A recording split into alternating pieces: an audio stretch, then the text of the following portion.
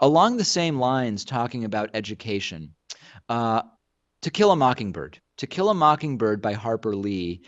It's a real American classic, and maybe the main character, Atticus Finch, is sort of the original justice warrior in some sense before the concept of a justice warrior became so tainted with the ad hominems that we see now. Eighth grade English classes in Biloxi, Mississippi, are they had to remove To Kill a Mockingbird from their curriculum. Parents, and it's very few parents, I would add, were upset about the language in the book. Yeah, the N-word shows up in the book To Kill a Mockingbird, and a couple of parents complained, and the book has been pulled from the curriculum. The Sun Herald in Mississippi received an email from a reader who said that the decision was made not before the school year, but actually in the middle of the time during which To Kill a Mockingbird was being read, and they were told that the students will not be allowed to finish the reading of To Kill a Mockingbird due to the use of the N-word. This is terrible. The amount to be learned from the book To Kill a Mockingbird so drastically outweighs any potential damage from the use of the N-word. The values of compassion, the value of kindness, justice, explanations of inequality from this book would be so beneficial to students, but it has the N-word, so I guess it's out. This is sort of the argument actually against sex education from the right, which is pregnancy and STDs are bad, and abortion is bad.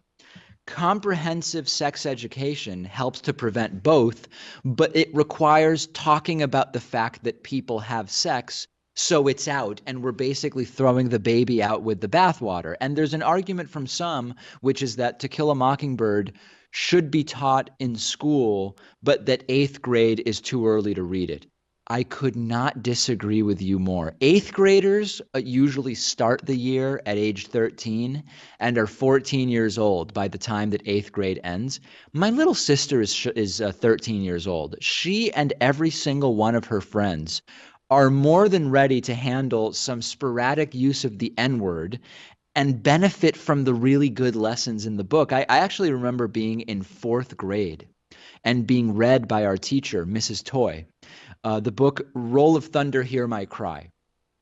Fourth grade, when everyone is 8 to 9 years old. It's a book about racism. It's a book about slavery and the aftermath of slavery, I believe, and takes place in southern Mississippi. And it was such a fantastic reading experience. And yeah, there were some descriptions of the way that slaves were treated in the United States. There were some relatively violent things. Everybody was 8 or 9 years old. No one was triggered, and everybody got a lot out of that lesson. And I think that when we start to do this type of thing, and you have the right accusing the left of the safe spaces and the trigger warnings, the reality is you also have the right enforcing their own version of the safe space. You're not preparing students for the real world. And I'm sort of dealing with this right now in some of the work I'm doing in education, where you need to be realistic about the fact that not everything is nice, not everything is good. 13 to 14 years old